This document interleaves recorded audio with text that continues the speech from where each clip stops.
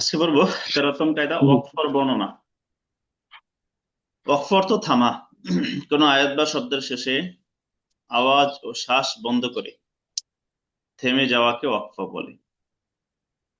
আয়াত বা শব্দের শেষে আওয়াজ ও শ্বাস বন্ধ, উল্টা বন্ধ হলো, তাহলে আওয়াজও বন্ধ হলো, হুম, শ্বাসও বন্ধ হলো। এই কথাটা কেন দরকার? সামনে এক জায়গায় এসে এই দুইটা থেকে কোনো একটা বন্ধ হবে, তখন এটা দরকার, এই জন্য দুইটা এখানে বলা হয়েছে। হুম, ওয়াকফর তরিকা: যে শব্দে ওয়াকফ করা হবে হুম, দেখতে হবে সে শব্দের শেষ হরফে কি আছে। যে শব্দ ওয়াকফ করা হবে এই শব্দের শেষ হরফটা কোন জাতীয় হরফ, কি হরফ, কি জবর পেশ, কোন জাতীয় কি সিস্টেমে আছে, ওইটা দেখে দেখে ওয়াকফ করতে হবে। এখন যদি যদি দিয়ে, এই যে ডট দিয়ে তারপরে অনেকগুলো বিষয় টেবিলে বলা হয়েছে। যদি মানে শব্দের শেষে যদি এই হরফ থাকে তখন এইভাবে পড়ার নিয়ম পড়তে হবে। উদাহরণ: যদি জবরের বামে খালি আলিফ, জেরের পরে যে জেরের বামে যজমালা ওয়াও, যজমালা ইয়া, সরি, ওয়াও, ও পেশের বামে যজমালা ওয়াও, জবরের বামে খালি আলিফ, জেরের বামে যজমালা ইয়া, পেশের বামে যজমালা ওয়াও কিংবা খাড়া জবর হলে, ওটা হলো চারটা। খাড়া জবর খারাজের উল্টা পেশের মধ্যে থেকে শুধু একটা আসছে, খাড়া জবরটা, তাহলে কি করতে হবে? এক আলিফ টানতে হবে। যদি শব্দের শেষের হরফটি জবরের বামে খালি আলিফ, জেরের পরে যজমালা ইয়া, পেশের পরে যজমালা ওয়াও কিংবা খাড়া জবর হয়, তাহলে এক আলিফ টেনেই পড়তে হবে, অর্থাৎ ওয়াকফ করলেও এক আলিফ টানতে হবে। যেমন আমান্না, থামলাম। তাহলে এখন কোথায় থামলাম? জবরের পরে খালি আলিফ, এই জায়গায় এসে আমরা আওয়াজও ছাড়লাম, শ্বাসও বন্ধ করে দিলাম। ওয়ারাই, ওয়াকফ করার কারণে এখানে ওয়ারাই করা যাবে না, এক আলিফ টেনে পড়তে হবে। জেরের পরে জজমালা ইয়া, খরাজু, এখানে এক আলিফ, পেশের পরে জজমালা ওয়াও। মাতা, এখানে ওয়াকফ করার কারণে মাত করা যাবে না, কারণ খারা জবর আছে। তাহলে খারা জবর খারা জবর উল্টাবে, এই তিনটা থেকে শুধু খারা জবরটা যদি আসে শব্দের শেষে আর এখানে সেখানে ওয়াকফ করা হয়, তাহলে এক আলিফ টানতে হবে, বাকি দুইটা না। দুই জবর হলে, শব্দের শেষে যদি দুই জবর হয় যেখানে ওয়াকফ করব, এক জবর ফেলে দিয়ে এক আলিফ টানতে হবে, ওই যে আমরা যারা পিছনে পড়ে আসছি। যেমন সাইবান থেকে সাইবা, এক জবর ফেলে দিলে তখন এক জবরের বামে খালি আলিফ হয়, এক জবর ফেলে দিলে জবরের বামে এই যে এটার মতোই খালি আলিফ হয়, সুতরাং এক আলিফ। গুলতা হলে, যদি শব্দের শেষে গুলতা হয় যেখানে ওয়াকফ করব, তাহলে গুলতা সবসময় হা হয়ে যাবে, এটাও পিছনে পড়ে আসছে। যেমন গশিয়াতুন থেকে গশিয়াহ, এক্ষেত্রে হাটা কি হবে? সাকিন হবে। অন্য সব ক্ষেত্রে, তাহলে এখানে কয়টা সূরত গেল? প্রথমে চারটা, পরে দুই জবর, তাহলে এখানে দুই জবরের মধ্যে থেকে দুই জের দুই পেশকে বাদ দেওয়া হয়েছে। আচ্ছা, শুধু গুলতা হলে, তাহলে গুলতা ছাড়া বাকিগুলো বাদ দেওয়া হয়েছে। এই জন্য সব বলা হয়েছে অন্য সব ক্ষেত্রে, অর্থাৎ শুধুই এক জবর, এক জের, খারা জের, এক পেশ, উল্টা পেশ, দুই পেশ, দুই জের, জজম বা তাসদিদ হলে সব ভেঙ্গে বলে দেওয়া হয়েছে সাকিন হবে। তখন শেষ শব্দটা যখন অক্ষ করবো সাকিন। যেমন কাজা লিকা থেকে কাজা লিক, মানে একটা উদাহরণ দেওয়া হলো, সামনে আরো আসবে। আচ্ছা, এখন চক আকারে অক্ষ করার নিয়ম, এখন পুরো সবগুলো দেখানো হয়েছে এখানে টেবিলে। আচ্ছা, এটা একটু পড়েন, তারপর আমরা সামনে যাই। আমাকে নিচে বললে আমি নিচে যাব।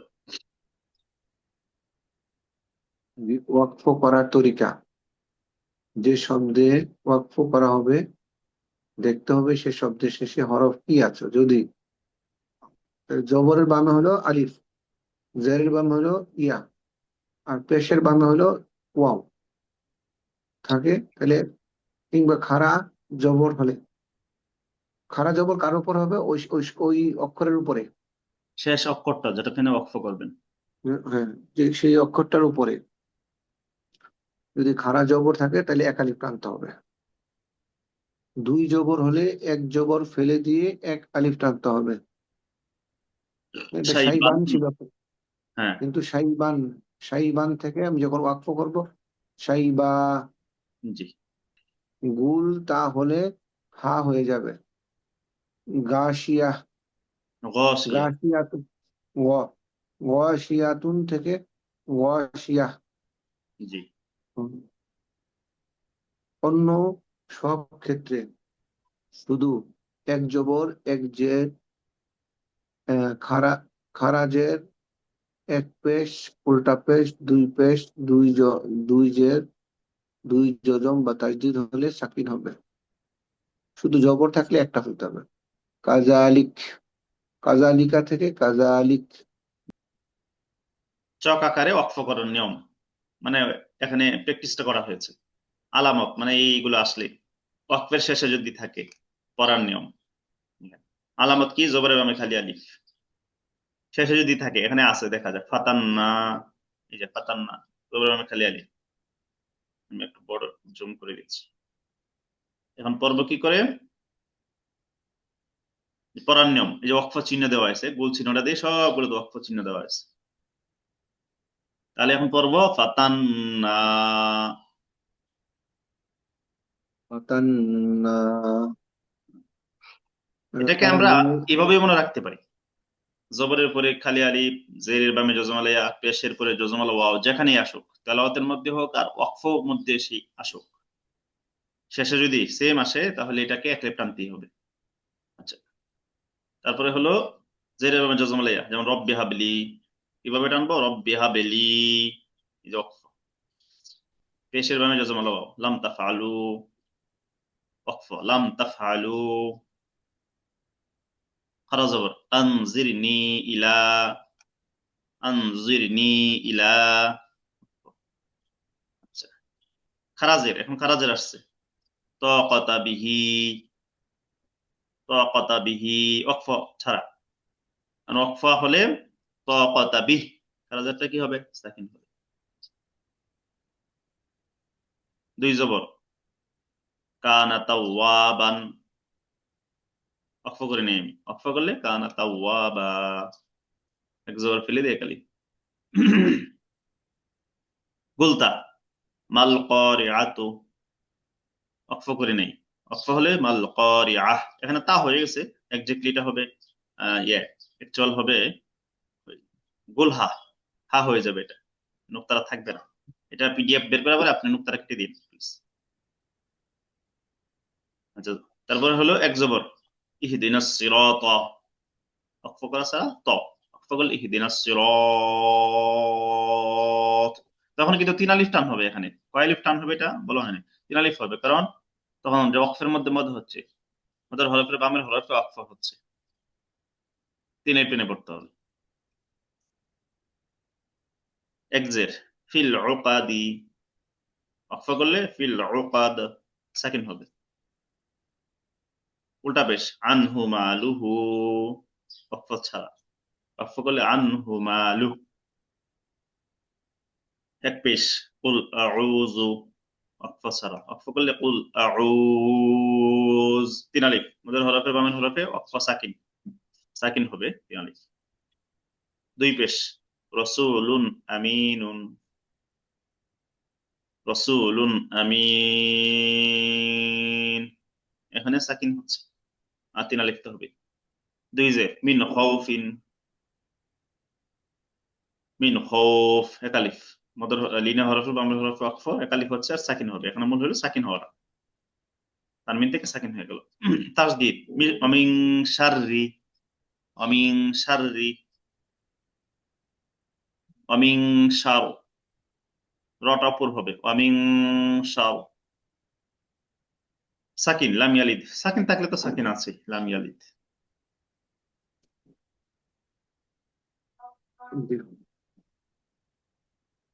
আচ্ছা, এখন আমরা আলামত দিয়ে দেখলাম, এবার এখানে অক্ষর মস্ক করবো আমরা। ইন্না আ'তাইনা, একালিফ। ইন্না আ'তাইনা। কারণ লা নুনের পরে, ইয়ারিদ। কারণ নুনের পরে এ, এই আলিফ আছে। জি, জবরের পরে আলিফ আছে, ওয়াকফ করলাম এক আলিফ। জবরের পরে লা রয়, লা, ইয়ারিসুনি, লা ইয়ারিসু, জেরের পরে জুমলা ইয়া অক্ষ এটা তো করলাম হচ্ছে কি, এখানে। এটা তো এক আলিফ কেন হবে? কারণ মদের হরফের পরের হরফে আমরা অক্ষ করি নাই, সরাসরি মদের হরফেই অক্ষ হয়েছে। ও, সেক্ষেত্রে এক আলিফ, আর যদি পরের হলে করতাম তাহলে তিন আলিফ তিন হইতো। আলিফ। মাল কিতাব, পেশটা সাকিন হয়ে যাবে। এখানে আবার তিন আলিফ হবে, জি আর মদের হরফের পরে করতেছি। জি জি। মাল কিতাব, কুল মুতু, কুল মুতু। একালিফ, কারণ মদের হরফে অক্ষ করছি। এখানে তো মোর উপরে এক আলিফ হবে, কুল জি মুতু। হ্যাঁ। আচ্ছা, এক আলিফ টানটা কি হবে? কুল মুতু, এখানে কি মানে আলিফটা টানটা কি কিসের হবে? মর উপরে হরকত, না ওয়ার উপরে? হরকতটা আনতে হবে। মানে কোন হরকতটা যার মানে বলতে চাচ্ছি যে লিনের লিনের হরকত নাকি মাদার হরকতটাকে টানতে হবে, না তার আগেরটাকে টানতে হবে? তার আগেরটাকে টানতে হবে। তার আগেরটাকে, জি।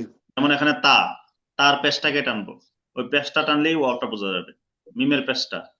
কিতাব, এখানে তার জবরটা যে আছে তার মধ্যে জবরটা টানবো।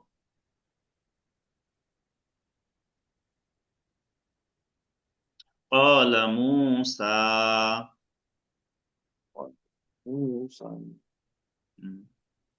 نار حامية। না রুন, না এটা তো নানের না, নুনের উপর তো এক আলিফ টান হবে। না জি রুন হামিয়া। আচ্ছা, ওয়াকফা করার কারণে গোলতা কি হয়ে গেল, হা হয়ে গেল, হাতে সাকিন হলো। আচ্ছা, গোলতাকা ওয়াকফা করার কারণে হা হলো এটা বুঝলাম, কিন্তু সাকিন হলো কেন? কারণ এখানে ওই জবরের বামে খালি আলিফ, জেরের বামে জজমালা ইয়া, পেশের পরে জজমালা ওয়াও কিছু নেই, খাড়া জবর নেই, দুই জবর নেই, এখানে আছে কি দুই পেশ। ওইগুলো না থাকার কারণে বাকি সব ক্ষেত্রে কি সাকিন হয়। এই হলো বিষয়।